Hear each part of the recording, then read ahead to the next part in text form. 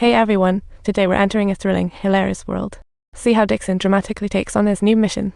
After calming down, Dixon pulled out an X-stick and smashed the glass in the door of the Weir company, then headed upstairs. He knocked Weir down with his gun butt, broke the window with an X-stick, and threw him out like a wrestler, leaving him badly bruised.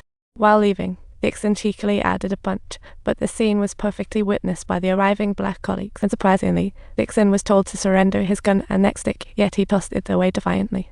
The black colleagues didn't pursue it, but told him to leave the police station immediately, resulting in his firing the day afterwards. Neil dropped his son off at school when suddenly a liquid was thrown at them. Furious, he ignored his son's pleas and jumped out of the car, only to find a group of kids.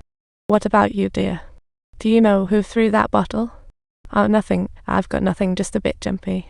After a poker face, she turned and left. Soon after, Weir's wife found Neil delivering a letter from her late husband. "Sorry, Mr. Weir." "Are you?" "Am.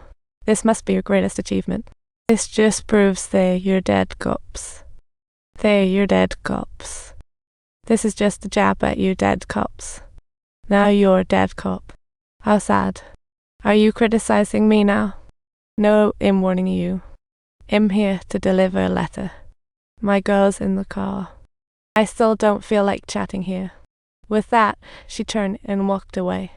Neil opened the letter to find Weir expressing sorrow for not catching the killer after all this time. She mentioned carrying this case in her heart, but truly couldn't find a breakthrough, hoping Neil could lend a hand. Overall, she appeared relaxed in her words, leaving us wondering about Neil's thoughts. That night, he noticed something unexpectedly while heading home with his son. The billboards were ablaze. Panicking, he rushed to the billboards, grabbed a fire extinguisher, and got to work. Despite their teamwork extinguishing the flames, the billboards were toast, leaving Neil in quite the dilemma. In the afternoon, Dixon received a call from the station. A colleague said Weir left a letter before dying. Dixon replied, "I'm coming." His colleague glanced at the black man, said it was inconvenient, and asked him to return after work. The letter was on his desk. As the night fell, Dixon quickly made his way back to the station. He found the letter Weir had left him, which mentioned he had the potential to be a good cop and that he had a kind heart, but his methods were a bit too extreme. The letter taught Dixon how to be a good cop, always have love, as love can bring peace and reflection. Just as Dixon was reading, Neil made a call to check if the station was empty. However, Dixon, with headphones on, didn't hear the ringing phone. After several tries with no response, Neil initiated his plan, lighting a Molotov cocktail and tossing it toward the police station. The flame spread instantly, but Dixon noticed nothing, then threw another Molotov, engulfing the police station. It wasn't until the last Molotov broke a window and fell inside that Dixon finally noticed the chaos. At this moment, he stayed very calm. Seeing Neil's daughter's flaming files, he rushed to pick them up and put out the fire.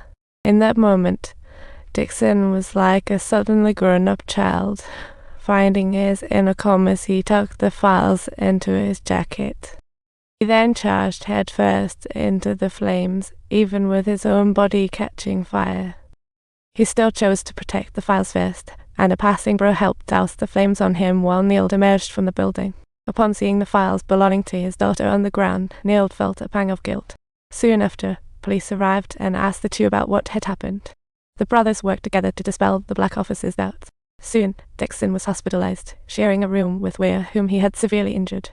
After the doctor left, Weir kindly asked if Dixon wanted orange juice with a straw. However, upon hearing that, Dixon started to tear up. Seeing this, Weir quickly offered comfort, but he himself trembled in hatred toward the man before him. He angrily turned and plopped himself onto the bench, and Dixon knew his actions were hard to forgive. As he turned again, he saw Weir pour him orange juice and adjust the straw. His long-held resentment seemed to vanish. Next morning, the worker who had helped them with the billboard found his way to Neil's home, informing him the company keeps backups to prevent ad damage. Hearing this, Neil smiled and coordinated with others. Restore the billboards. At that moment, Neil's friend, who had just completed her sentence, arrived, and they embraced tightly. Soon after, the newly discharged Dixon hit the bar for some drinks. Suddenly, he heard two men at the next table talking. One said, about 10 months ago, He and a few brothers raped the girl and then burned her up with gasoline.